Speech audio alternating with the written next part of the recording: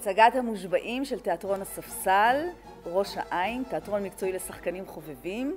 בחרנו את המושבעים כיוון שיש איזשהו ויכוח האם צריכים 3 שופטים מורמים מעם להחליט אם מישהו אשם או לא אשם, ולעומת זאת השפיטה בארצות הברית היא עם חבר מושבעים שהם אנשים רגילים לגמרי שזו חובתם האזרחית והם צריכים להחליט אם מישהו חשוד ברצח, אם הוא אשם ונשלח לכיסא החשמלי, ובמקרה שלנו זה נער בן 19 שחשוד ברצח אביו. חבר המושבעים אמורים להחליט פה אחד האם הוא אשם, ואז הוא נשלח לכיסא החשמלי למוות, או האם הוא זכאי. אם יש להם ספק קל שבקלים, הם צריכים להוציא אותו זכאי. אבל אם הם חושדים שהוא אשם, אז הם צריכים להחליט פה אחד, ואז הנער אמור להישלח לכיסא החשמלי.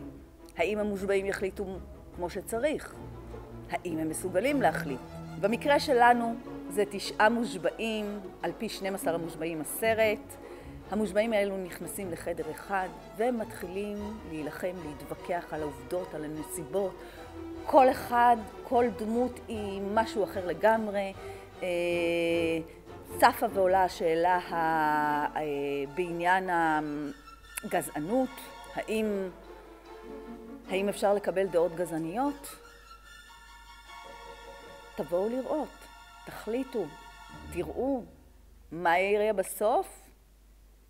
רק אם תצפו בהצגה, ב-22, 23 ו-24 לחמישי, בראש העין, מרכז קימרלינג, מרבד הקסמים 10. הידיים שלנו? אתה, טליה? אחד מהם. די! אתה רוצה ללחוץ על הכפתור? השיח הזה, הייתי לוקח את כל מה שהייתי יכול. חמת עליך. פשוט תסתמי את הפה שלך.